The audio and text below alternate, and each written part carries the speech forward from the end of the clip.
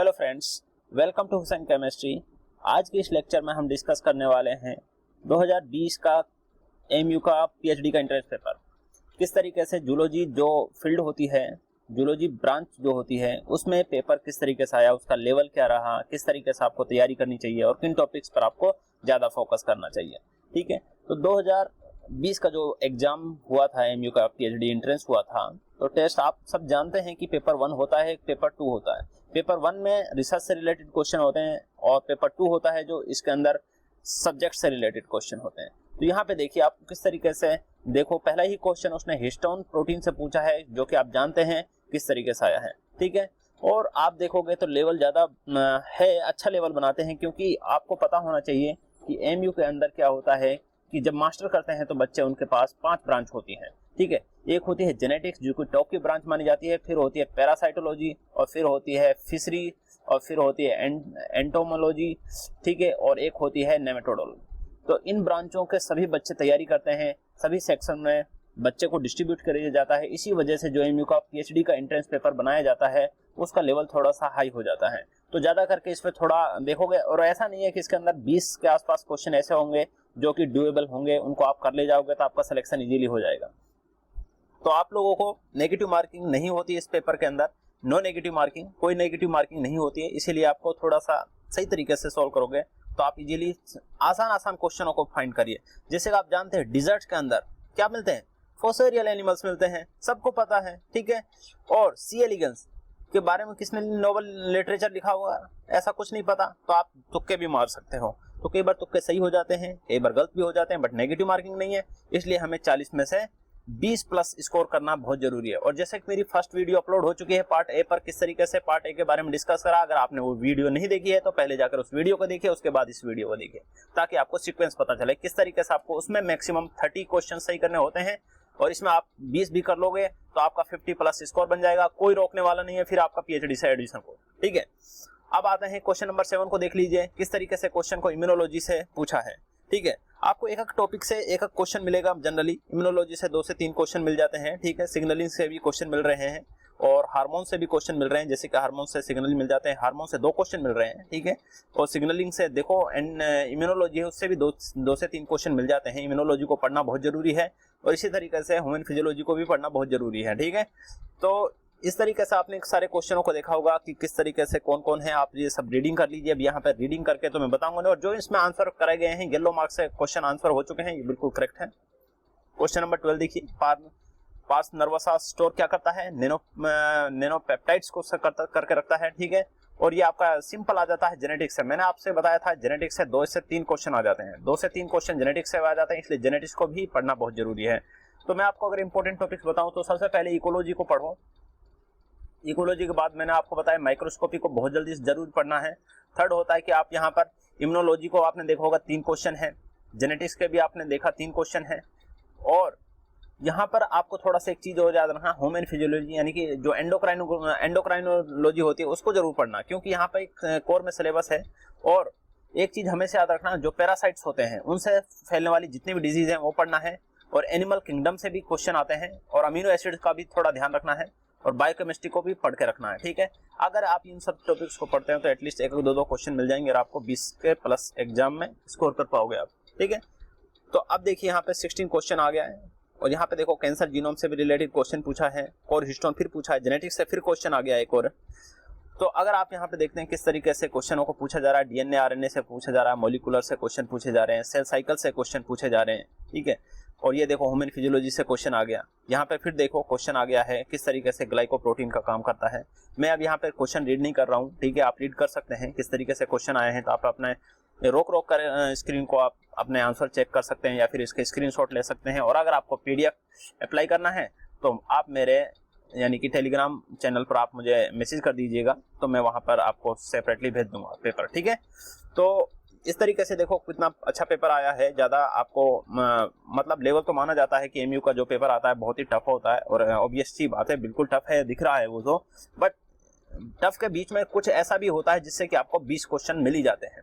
तो आपको पता होता है 40 नंबर लाने होते हैं, यानी कि 40 क्वेश्चन सही करने होते हैं 80 क्वेश्चन में से। अगर 80 क्वेश्चन में से कोई बच्चा 40 क्वेश्चन सोल्व कर लेता है तो उसको इजीली सिलेक्शन मिल जाता है पीएच। फिर उसके बाद 20 नंबर का इंटरव्यू होता है, यानी कि प्रेजेंटेशन बना के देनी पड़ती है, और प्रेजेंटेशन में बच्चा इजीली स्कोर कर जाता है तो इजीली सिलेक्शन हो जाता है। और अगर कोई बच्चा गेट, जेआरएफ, कोई नेट क्वालिफाइड है तो वो एग्जेम्प्टेड होते हैं एग्जाम के लिए, तो वो वैसे क्वालिफाइड कर जाते हैं। ठीक है, तो यहाँ पे देखो ड्रोसोफिला से भी क्वेश्चन पूछा है। यहाँ से एक क्वेश्चन ड्रोसोफिला से जरूर पूछा जाता है, क्योंकि आप जानते हो कि mutation in the bicoid gene in drosophila develop lead to the loss of और रिडक्शन ऑफ किसको कर देता है, हेड और थोरेसिक स्ट्रक्चर को करता है। सब कोई बच्चा जानता है इसको। ठीक है, which of the following ligand for toll receptor, सबको पता है स्पेटेजल फ्रेगमेंट होते हैं। सूडोसिलम डेवलप्रोम, ब्लास्टोसील, किसको नहीं पता ये सारी चीजें। ठीक है, तो climax community in the pair will be constitute of the grasses गया आंसर। बाकी हो सकता था ट्री होना चाहिए था, हमने ट्री के लिए अप्लाई करा था, बट आंसर आ गया ग्रासेस गया था। ठीक है, और ये सेपरेट फॉर्म होती है जो कि एक फिशिस की एक वो है क्लासिफिकेशन में आती है, फैमिली वगैरह है। ठीक है, तो इसको देख लीजिएगा। रिवर ब्लाइंडनेस, मैंने कहा आपसे कि डिजीज से रिलेटेड पढ़ लेना, लावा लावा क्या होती है, इस तरीके से सारी डिसीज पूछी जाती हैं कि कौन सी डिसीज किससे होती है, तो आपको बेसिकली इन्फॉर्मेशन होना चाहिए, क्योंकि इंपॉर्टेंट टॉपिक्स हैं ये। जेआरएफ माने कि अगर आप बात करते हैं जेआरएफ के लिए या फिर सीएसआर जेआरएफ निकालना है तो उसके लिए भी बहुत ज्यादा इंपॉर्टेंट होते हैं। अब आते हैं यहाँ पर से क्वेश्चन देखोगे तो आप इतने बड़े बड़े एनिमल्स के नाम लिखे हुए हैं, भाई देखते ही बच्चा बेहोश हो जाएगा। आप देखो यहाँ पर कुल में एक क्वेश्चन सही कर पाए अपन, कितने 5 क्वेश्चन में से अपन एक ही क्वेश्चन सही कर पाए। ठीक है भाई, होता है, अब नहीं आते तो क्या कर लेगा कोई बच्चा। ठीक है, हाँ, बट एक छोटा सा मिस्टेक हो गया था कंजक्टिव। मुझे पता था कि ये लोअर लोअर से होता है, बट यहाँ पे मैं मिस्टेक कर बैठा था। ठीक है, तो कोई बात नहीं, 1-2 मिस्टेक होती रहती हैं, और ज्यादा करके यही याद रखा। और इंपॉर्टेंट ये रहता है कि अगर आप थोड़ा सा पढ़ लेते हैं तो आपका सिलेक्शन इजीली हो जाता है। पार्ट ए में ज्यादा स्कोर करने की कोशिश करो हमें, क्योंकि पार्ट ए में आपके पास वो चीजें पूछी जाती हैं जो कि आपको जनरल अवेयरनेस होता है। बायोलॉजी, सिंपल बायोलॉजी पूछ रहा है। ठीक है, टेक्निक्स के बारे में क्वेश्चन पूछ रहा है, और माइक्रोस्कोपी के बारे में तो भर के क्वेश्चन पूछता है। 10 से 12 क्वेश्चन तो माइक्रोबायोलॉजी से ही पूछ लिए जाते हैं, माइक्रोस्कोपी से पूछ लिए जाते हैं, तो ज्यादा इतना वो नहीं है। और आज आपको पता होना चाहिए कि जो एग्जाम है वो 20 जून को पीएचडी का एग्जाम होने वाला है। तो बच्चों, वैसे इसका एडमिशन है वो 23 के फरवरी मार्च के आसपास होगा, उससे पहले नहीं हो पाएगा। ठीक है, क्योंकि इतना डिले कर चुके हैं और कर रहे हैं। अभी तक इसका जो 20 का सेशन है वो भी अभी इनरोल नहीं हुआ है, एटलीस्ट मतलब अगर कहें तो हो चुका है, उसके काफ़ी सीएसआर हो चुका है, सब्जेक्ट ऑफ स्टडीज़ हो चुकी है, बट एटलीस्ट बस फीस सबमिट करना है, बस वो भी 1-2 दिन के अंदर अंदर हो जाएगा, ज़्यादा टाइम नहीं लगेगा। बट फिर भी आप देखो आपको किस तरीके से तैयारी करनी है। आपके पास अभी 1 मंथ से ज़्यादा टाइम है, तो मेहनत कीजिए। मेहनत करोगे तो आपको डेफिनेटली आप क्वालिफाइड कर ले जाओगे। ठीक है, तो ऐसा नहीं है कि नहीं होता है। कौन कौन सी, देखो ये क्वेश्चन सिंपल था कि अमीनो एसिड कौन सी नॉन इसेंशियल होती है फॉर फिशिस के लिए। ठीक है, ग्लाइसिन होती है, नॉन इसेंशियल माना जाता है। Fertilizin is a compose of A amino acid और मोनोसेकेराइड से बनी होती है, सबको पता होता है। इसीलिए मैं बोल रहा हूँ ना आपसे, मैंने आपसे कहा कि 20 क्वेश्चन एक ऐसे क्वेश्चन आ जाएंगे जिनको आप जानते हो, जिनको आप करके ले जाओगे अगर आप अच्छे से पढ़ाई करते हो, या फिर आपने गेट जेआरएफ क्वालिफाइड करा। और हाँ, एक बच्चे को एक कंफ्यूजन और रहता है बच्चों को, वो भी क्लियर कर लीजिए कि जो बच्चे गेट नेट जेआरएफ क्वालिफाइड होते हैं वो सोचते हैं कि हमारा तो पीएचडी में कंफर्म हो जाएगा, 100% है। बट जो बच्चा एंट्रेंस देता है उसकी वैल्यू ज्यादा होती है एमयू के टीचर के अकॉर्डिंग, क्योंकि उनको लगता है कि जो एमयू का टफ पेपर है उसको सोल्व करके, उसको क्वालिफाइड करके बच्चे सामने आया है।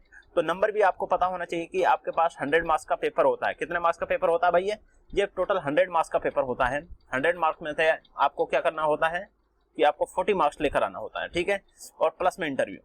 अब ये 40 नंबर का मतलब आपके पास 2 पार्ट होते हैं। एक तो होता है कि पार्ट ए और एक होता है पार्ट बी। पार्ट ए में आप जैसे मेरे 29 पार्ट ए में आ गए थे, और पार्ट बी में मेरे थोड़ा स्कोर कम रहा था एज कम्पेयर टू, जैसे कि 22 हुआ तो मेरा 51 स्कोर बन गया। तो जो कि टॉप पर था वो भी 53 पर ही गया था, ज़्यादा स्कोर नहीं करना पड़ता है। ठीक है, इतने पर सिलेक्शन हो जाता है। ऊपर से फिर आपको, मेरे पास जेआरएफ भी था, जेआरएफ भी है, ठीक है, गेट भी है और टिफर भी था। मेरे पास सारे एग्जाम क्वालिफाइड थे। बट एमयू में अच्छी रिसर्च मिल जाती है, कुछ टीचर अच्छी रिसर्च कराते हैं, यहाँ पे बहुत अच्छी रिसर्च कराते हैं, तो इस वजह से रुकना पड़ता है। और कोबाल्ट कंटेनिंग विटामिन होती है, जैसे विटामिन B12 होता है। ठीक है, और ये भी डिपेंड करता है, मान लो अब आप यहाँ पे थोड़ा सोचें तो पार्ट ए है हमारे पास, पार्ट बी है। ठीक है, तो पार्ट बी ए में अगर आप इजीली 25 प्लस कर जाते हो, पार्ट बी में इजीली बच्चा 15 से प्लस तो ले ही जाता है, तो 40 प्लस आ ही जाते हैं उसके। ठीक है, तो वो क्या हो जाता है, एग्जेम्प्टेड हो जाता है, यानी कि सिलेक्टेड हो जाता है इंटरव्यू के लिए।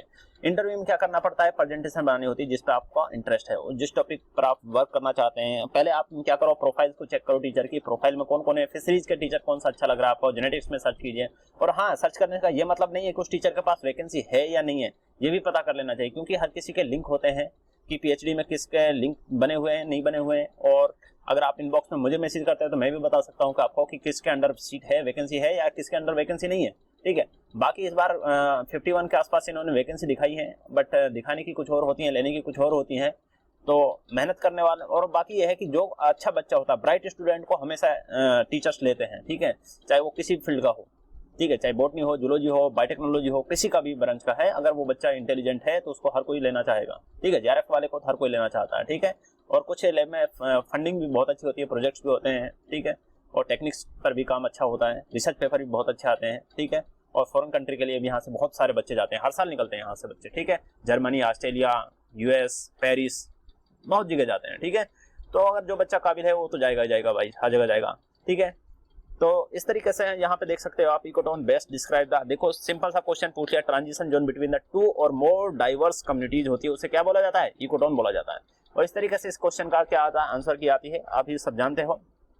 और जूलॉजी से रिलेटेड कोई भी डाउट होता है वो बता सकते हैं। मैं एमयू के अंदर क्या हूँ, पीएचडी स्कॉलर हूँ जूलॉजी ब्रांच में। ठीक है, और वर्क कर रहा हूँ मैं अपने ईमानदारी से। ठीक है, तो रिसर्च करना अलग पॉइंट ऑफ व्यू है और टीचिंग करना वो अलग पॉइंट ऑफ व्यू है। अपना टाइम यूटिलाइज करने के लिए हम थोड़ा पार्ट टाइम में वीडियो भी बनाते हैं, तो इसलिए थोड़ा लगे रहते हैं।